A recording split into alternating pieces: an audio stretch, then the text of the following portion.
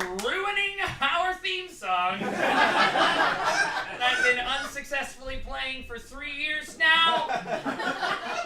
Ladies and gentlemen, you've seen him on this stage momentarily.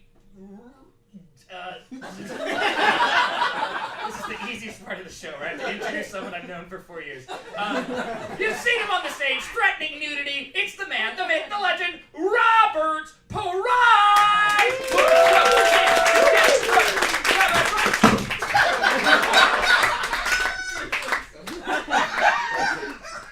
What's up? I'm Robert Price. It's my time now. Good Lord. For me, nudity is a threat. My name is Robert Price. As in, I came out of the womb and they were like, is everyone thinking Robert Price should refer to that? I think that's perfect. The shape of that makes sense. But then it started moving and they were like, well, it's too late to take it back. Slarty Bartfast is already taken. It is. It's a real person. I got my hair cut recently. Woo! Thank you. Taking care of myself. I went downstairs from my apartment and there was a place there. I kept my tradition going where I go to the barber at 10 a.m. So it's only just me and the barber and the Investigation Discovery Channel. Very intimate experience, and as usual, a black man cut my hair very quietly and very slowly, as if I were a pop quiz.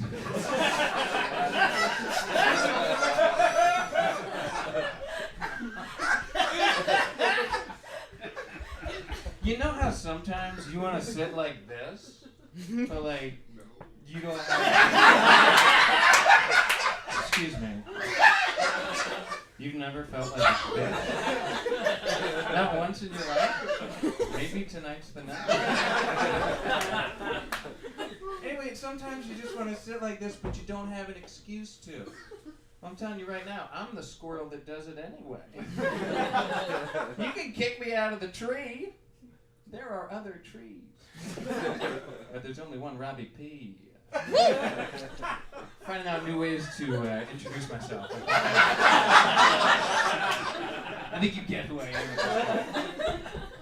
am. Is there a candy that really tries to get the taste of boogers right? Does that exist? I know there are candies that mock the taste of boogers, but if there was one that was like trying real hard, I'd definitely try it. I don't know that I'd be satisfied. I have very high expectations, high standards even, but if they got the flavor chemistry right, that would be my default birthday gift every year. Are you having a bad day? Getting caught up in the rat race. Well, have you thought of hunching in a corner, digging for gold? You gotta get you a bag of green nuggets. Here's something you don't wanna know about. You gotta get yourself a bag of green nuggets. They're the kind of texture you just can't chew without green nuggets. Yeah.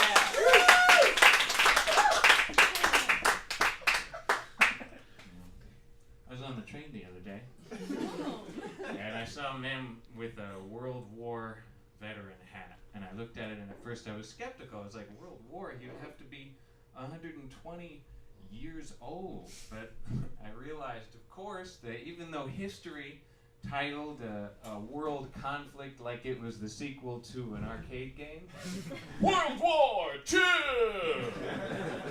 now featuring Japan. It'd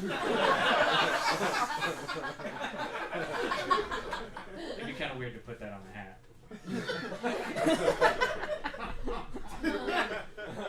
But I did the math about it, and if he was 18 in 1945, like if he served in the Second World War, then he would have to be at least 73, which is insane, because this guy who was in Saving Private Ryan, basically, is now hustling across the platform to the A train. Like, he remembers having an opinion about rock and roll and then slowly changing that opinion. That's how He's the first guy to burn his tongue on a Hot Pocket, and he's crowding into the A train. It just makes me sad to think that he's seen so many people die, but he has to watch us live now.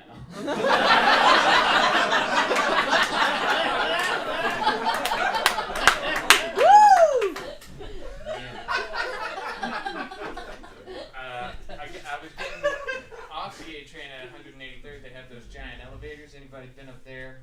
Yes. Yeah. So you know that there's one of the elevators where if you go in, there's a big man who will be sitting there, and he's reading The Manchurian Candidate. The book? Didn't even know there was a book. And he pushes the buttons so that you don't have to. And some days he doesn't show up, and you go, maybe I should work for the MTA. I can sit, I can push, I can read, I can not show up on a Wednesday. Sounds like a good gig. But I was standing in this elevator with 20 other people, and it's like big enough that there's 20 people in it, you know. Context clues, you're figuring that out. And next to me was a young man whose headphones, I just noticed because they were middle school loud. He was listening to the Scrubs theme song. Yeah! Yeah! I can't do this all on my own. No, I'm no Superman. I'm no Superman. But he looked depressed.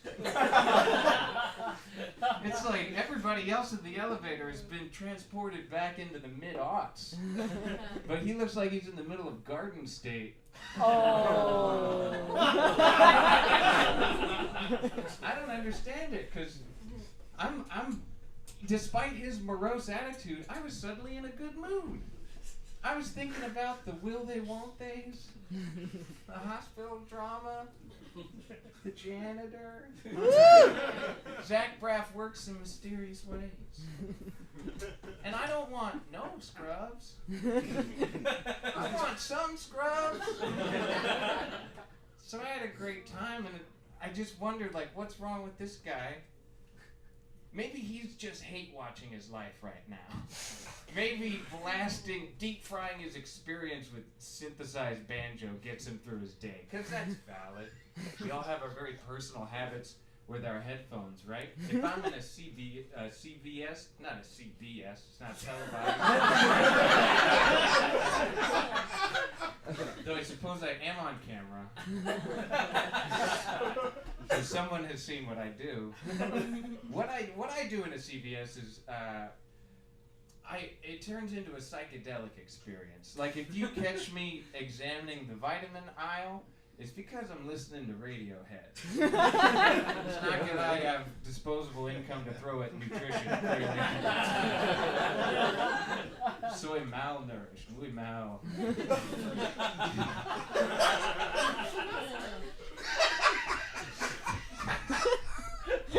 Oh yeah. But you have to pull out your headphones if you're gonna go talk to the cashier, because that's your one human interaction for the day. You gotta be ready to be able to look a person in the eye and say thank you without screaming it at them accidentally. And there's nothing that makes me feel lonelier than getting on my best normal person face, walking up there and he doesn't look at me. I mean, it's sort of a relief. If you don't need to talk to that person, it's sort of a relief. It's kind of when your friend texts you to say like, oh, I can't make it out tonight, and you were about to start getting ready, so then you're like, oh, I can just stay home. Watch the show that I was thinking about watching.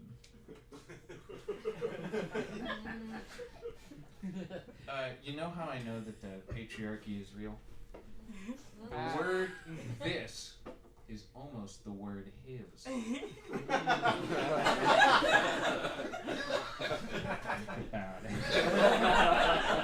It's very profound.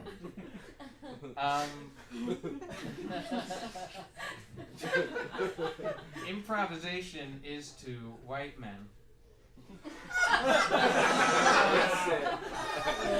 as yoga is to White women. white women is correct.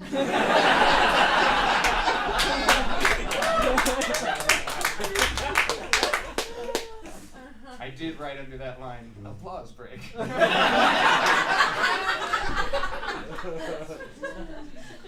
So when someone tells me like, oh, I'm certified to teach yoga, I try not to laugh at them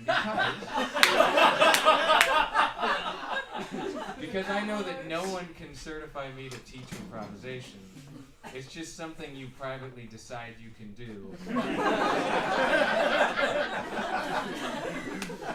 And then brag about until someone breaks up with you.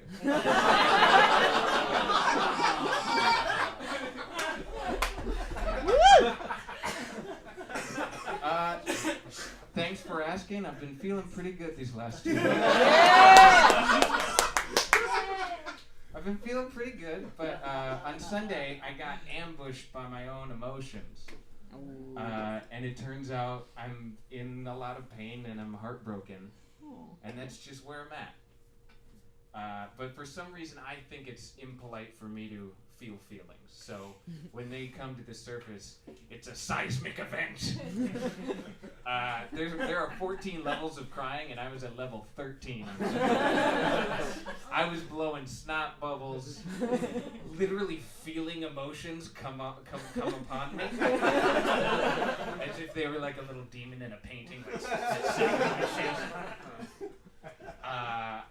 And that's rough.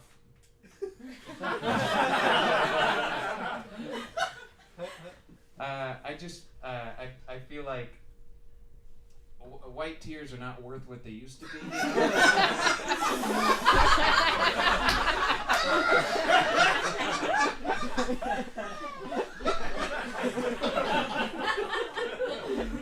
I can't even sell them on the black market.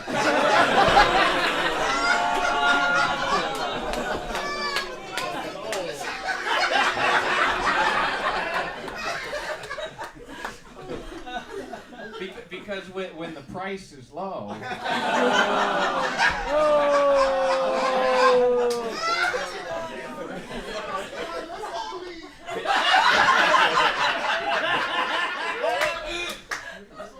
then demand is also low, right?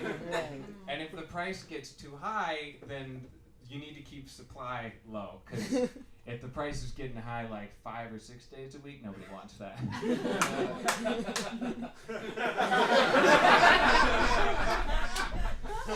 Nobody wants that.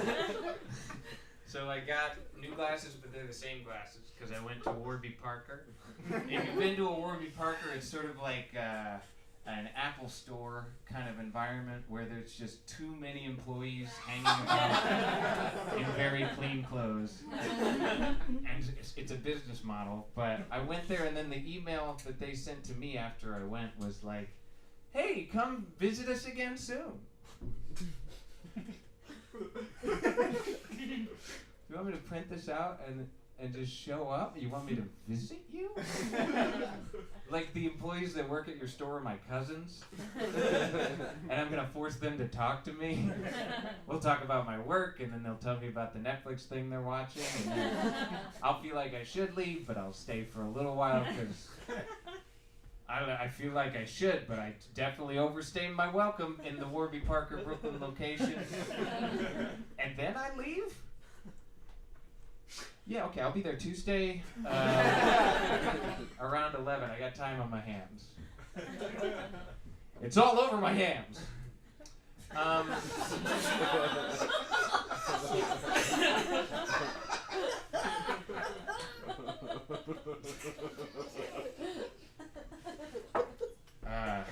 So who knew blowjobs were so much work?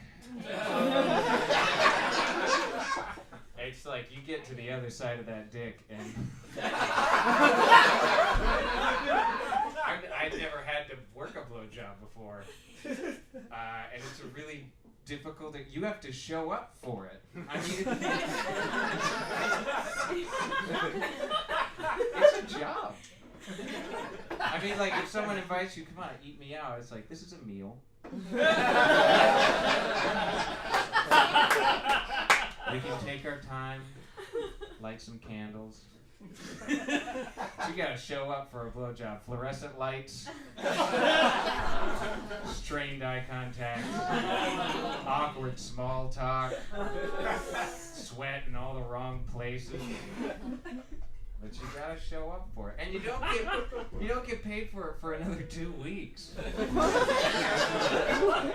When he texts you something sweet, like you're the Elliot to my JD. Aww.